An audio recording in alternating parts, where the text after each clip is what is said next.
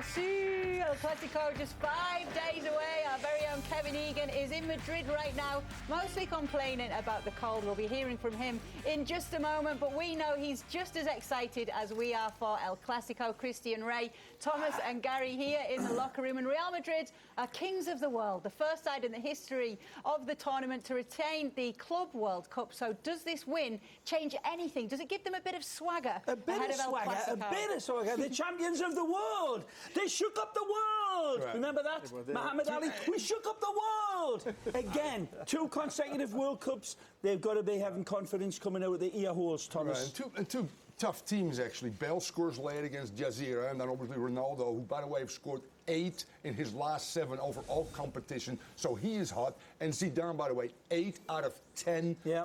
So Ronaldo's not finished. It took, yeah, it's not finished. It took Sir Alex Ferguson, by the way, 104 months to get 8 titles. It took this guy forget about that, man. What about Casemiro? What about Casemiro? Fantastic. Best player on the pitch. Man of the match. I've always said that he was the best player for Real Madrid. Next to Kylian Navas. I never said that. I was all against him. It took a while, but we won you over in the end. Hang on a second. This is all exciting for Real Madrid, but what does it mean? It means they're 2017 World Club champs, but come May, who's going to have La Liga title? Who's going to have European Champions League? And if Real Madrid don't, all this means meaningless. Okay, but you want some action. They won 2 Champions Leagues in a row. 11 points behind Barcelona. Love looking way down the road, man. They are champagne. That was absolutely domineering, and they were 4 goals better than Gremio. It was an authoritative win.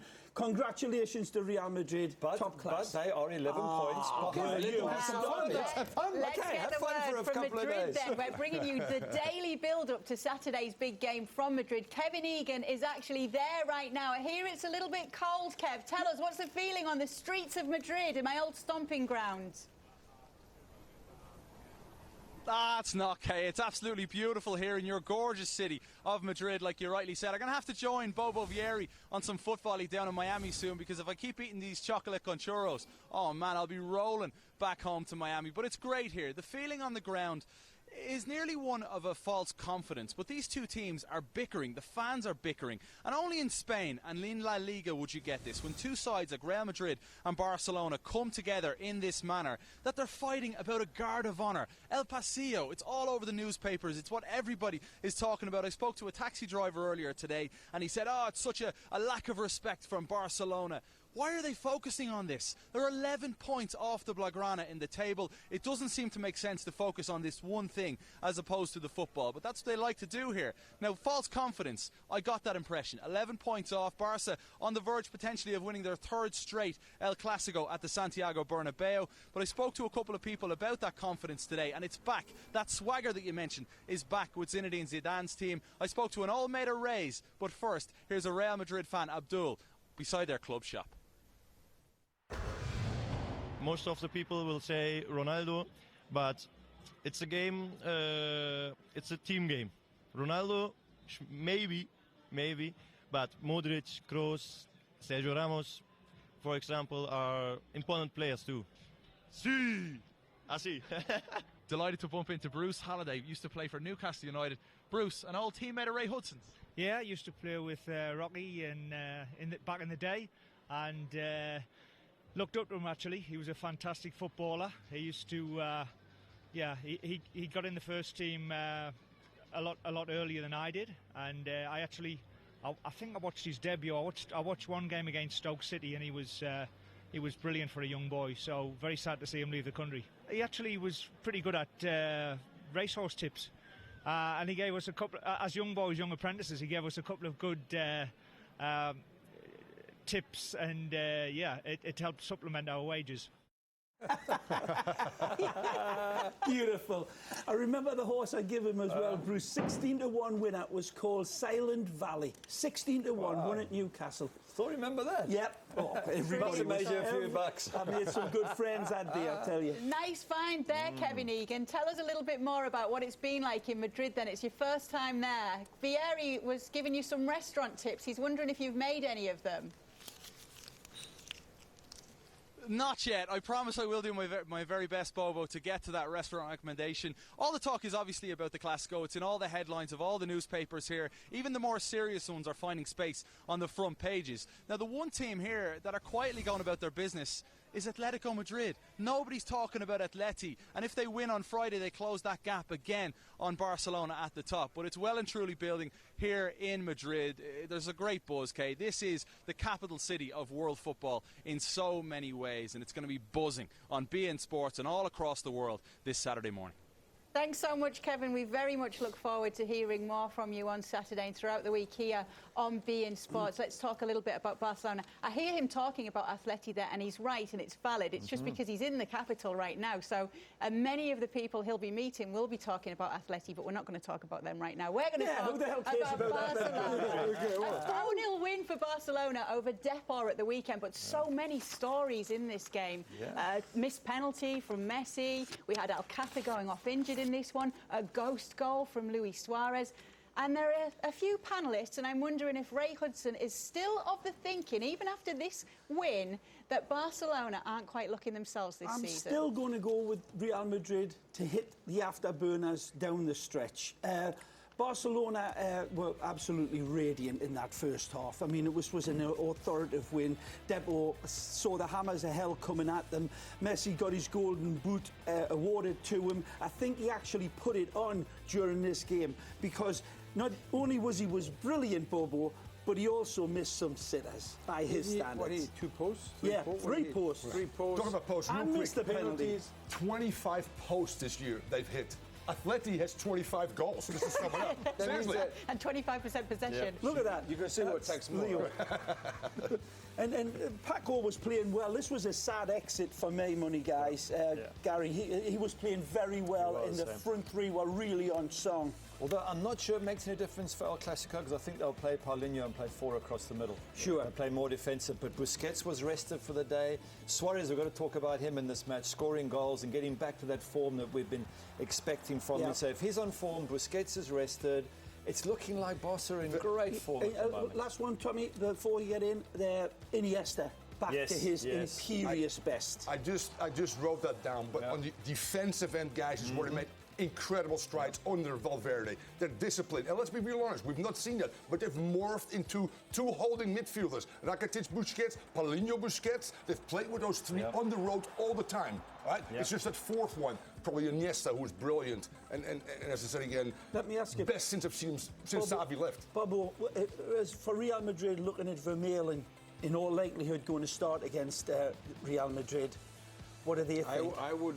If I'm Benzema, I stay on Vermaelen the whole game. Me too. The whole game. That's a big game for the Belgian to come into this game. Are you not trusting Vermaelen in this game? You're not trusting him? No, hey, you know, he's been a good player. Is he fully trustworthy along the lines of Umtiti, Mascherano? I'm not sure. This is an acid test for him, Kay, and he's not going to be coming up against, you know, regular players. These are the world champs, and they are looking at the Bernabeu, and they're going to go at Vermaelen. But the pressure's on Real Madrid, surely. Oh, they have to win.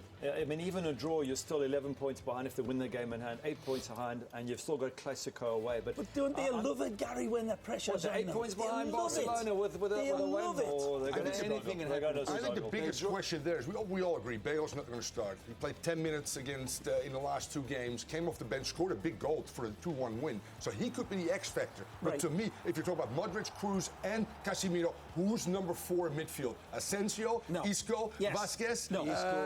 Isco, Disco. I think so. 100%. I say he's not changing that team. This Real Madrid side, every time we've seen it in this era of Real Madrid. I keep calling it the era of Real Madrid, like it was with Guardiola. That was his era. That was Barcelona and the footballer at their absolute zenith best. This Real Madrid side, when you think you've got them on the ropes, that's when they like it. That's when they come out and they hit you harder. Any other team than Barca, I would agree with you. But you want to make up 8 points against this Barcelona side, and people have been saying that maybe they're weak. But I'm looking, they played Juve twice. They weren't weak. They played Atleti away. I think this is a harder side to beat than almost any Barca side. They drew 2 games in a row in the Liga.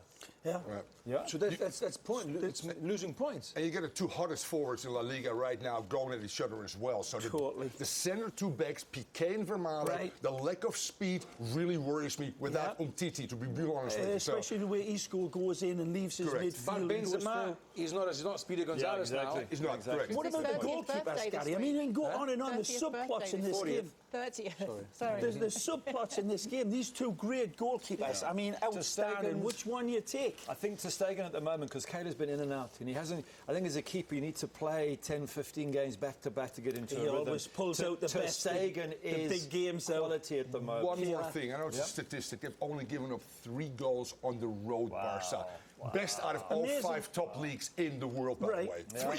Kidding me? Umtiti was in most of those games out, Thomas, and I think he was the best defender. No Isco. That's my prediction. No Isco in the starting 11. I'll bet a milkshake on that one. Fair enough. You're wrong. Horse tips from this one and milkshakes as well. Listen, quick time to talk about Serie A. It's musical chairs at the top of the table. This weekend, it's Napoli who top it. But Dybala was left on the bench again for Juve. And there's been talk about whether he is fully focused on his professional career right now and whether this is a message that's been sent to him. So, was Allegri right to bench him again for this one? Of course. If you don't train, you're not concentrated, your head's in the clouds. Allegri said that they're saying that he looks like Messi, he plays like Messi. He said that it's hurt him. It's hurt him. That's why he's on the bench.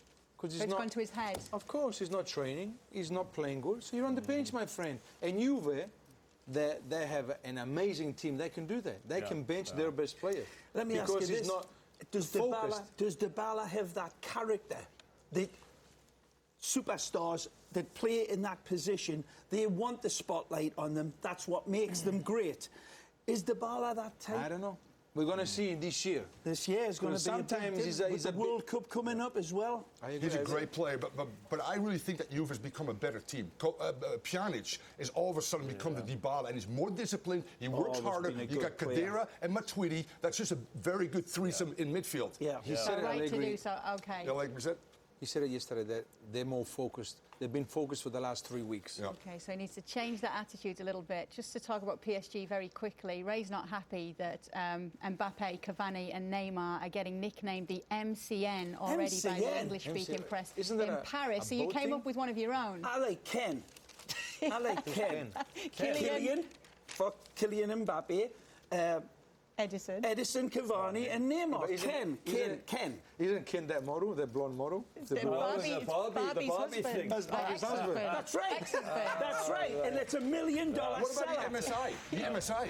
Messi, Suarez, and Iniesta. Okay, that's or the DSS. We're talking about PSG. But the PSG guys come up with a better one than Ken for PSG. DSS, DeBron, Senna, and Sterling. Well, we were talking PSG, but suddenly we're not. Up next, we have a fun news segment for you. There were some unbelievable moments in the weekend's games we had here on beIN Sports. We'll try to make sense of it all when we come back.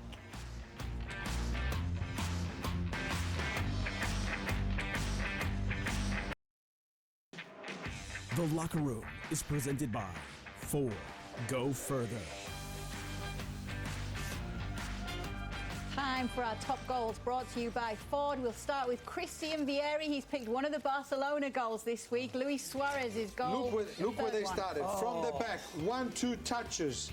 Beautiful. Defenders, midfielders. Look at that. Look at, mamma mia, what a goal. Look at that. From the back, that's about 25 touches. Look at that. Messi gives it to Iniesta, gives it back to Messi, gives it to Paulinho. Well, I'm getting dizzy just watching this. Gives it, who's that? I don't know who that is. I can't see it. First ball in the middle. Sergio Roberto to Suarez. This is crazy. You don't see these goals. And they're talking about the Premier League is the best league, all the other leagues. Sorry. Gary Bailey. Cavani, 2 touches. Absolutely brilliant. Wonderful ball from Neymar. Got to start with that. But Cavani's first touch just lets it just fall perfectly for him. Goalkeeper. Have a look at Neymar first. Lovely ball through. First touch, perfect. Second touch, the keeper's off his line. But it's still a fantastic chip to get over the top. Ray was adamant he wanted this Look at this header. This was deep into the game with like seconds left on the cup. The mighty Ibar. Juan Jordan rises magisterially, but look at this kid's pass. Ivan Alejo. Ivy, they call him. 22-year-old. Hocus pocus. Brilliant. Puts his pint of beer onto a shot glass. Jordan. And for you, Thomas Rongan, you've gone for Wesley Said. I have gone for Wesley Said for a reason. He's young, he scored 2 goals. He's a true number 9, as you can see right there. And this is Bobo Vieri. Tell me the way he guides this ball with the inside of his foot, by the way, far post. Brilliant. What was the name of the Dutch lad that scored like that? Van Basten. Van Basten. Dutch lad. Yusuf Yazici here. Arsenal are said to be scouting this young man, so look out for him. This was at the weekend in the Turkish Super League. Wonderful stuff Let's from go keep Yazici. it Some good goals. The Locker Room is presented by 4 Go Further. We're very excited because we have a new segment for you this week. It's called What Were You Thinking? What are you doing? What are you doing, man? Cheeky, cheeky, cheeky.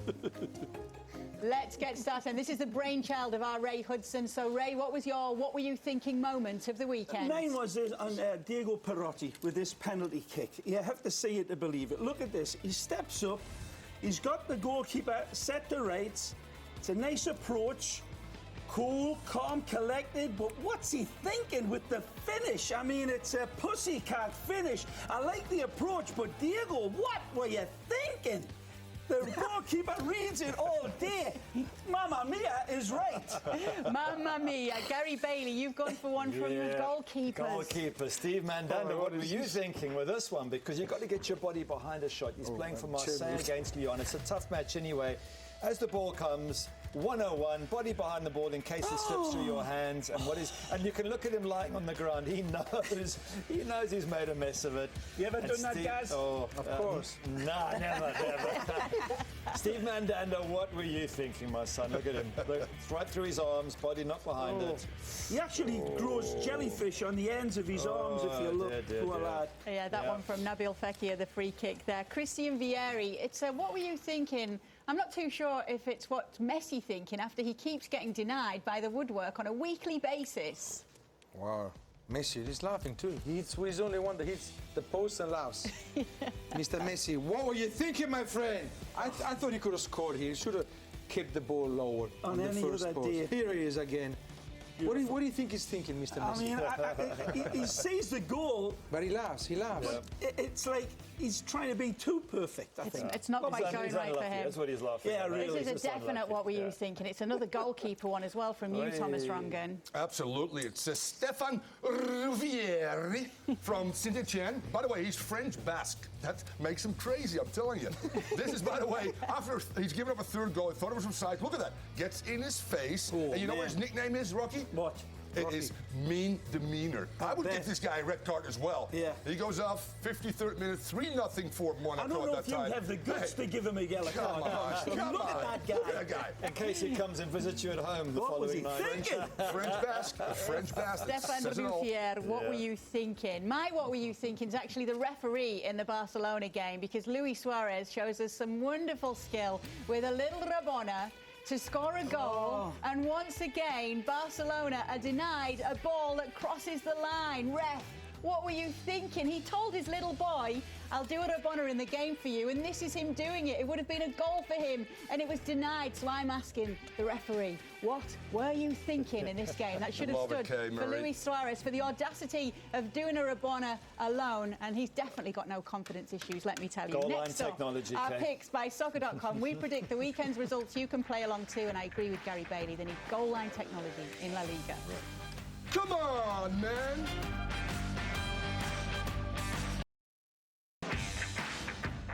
Welcome back to the locker room. It's beIN Picks time, brought to you from Soccer.com, where we choose the winners from the biggest games of the weekend. Please visit beInPicks.com, play along with us to get the chance to win a gift card of up to $250 from Soccer.com. We are starting with our super match, of course, this weekend. The gift certificate of $250 if you can predict this one. Real Madrid against Barcelona. Ray Hudson. I don't know if I can pick the score in this one. El Clásico, a different breed of a football game. But I'm going to take Real Madrid. Real Madrid killed them in the Super Cup, and I think they'll kill them again. I don't know if it'll be that scoreline, but Real Madrid have too much. 2-0 Barcelona. Suarez, Messi. Gary Bailey. I've gone for the draw. Real Madrid are in Boring. good form at home. Barca are in great form away from home. To me, I can't separate them. Thomas Rungan. I'm going with Mr. Bobo Vieri. 2-0 for Barca on the road. I'm going to add a nice bit of symmetry to this one, don't you worry, Ray. I'm going for Real Madrid as well because I want this to get a little bit more competitive in La Liga. OK, let's head to the Premier League. Our next one is Arsenal against Liverpool. I think I'm going first with you, Gary Bailey. Yes, last 15 games, Arsenal at home, 14 wins. Only team to beat them was Manchester United, and Liverpool are not as good as Man United, so Arsenal to win. Thomas? Liverpool to win. OK, Ray? If Arsenal can only beat Newcastle United by 1-0, I'm taking Liverpool. Christian? Liverpool. Actually, I'm going for Liverpool as well in this one, so you're standing alone Really? on that one, Gary. Juventus against Roma. Christian Vieri. Juve. What he Ray. said. All right, two of you for Juve. Thomas? Roma. Milkshake, milkshake. Totti right now in the stands Gary? all the time. They get wins, man, on the road. 41 wins out of the last 44 for Juve. Untouchable. I'm Juve going for to the win. draw in this one. I've seen too many draws between the two of them. Get Real off the fence, Sociedad Gary. against Sevilla. Thomas? I took the away team. Who was the away team? Sevilla. Yeah, Sevilla. of Gary? course. 2-0. Oh, Tight game. Ray? I'll take Sevilla. Sociedad have not won in the last 5 games. Vieri? I draw. Yeah, you're right. I'm going for Sevilla as well in this one. I think that they can do it. Remember, Valencia against Villarreal. Ray? Valencia, absolutely. Christian? I'm changing. I draw. No, you're right. You went for a draw. It's a local derby as well, so... It's a derby. You didn't know it's a derby. Thomas? Changes in my name. Thomas? Like the weather, like the Mania weather. The away team. Villarreal. Villarreal? See. Gary?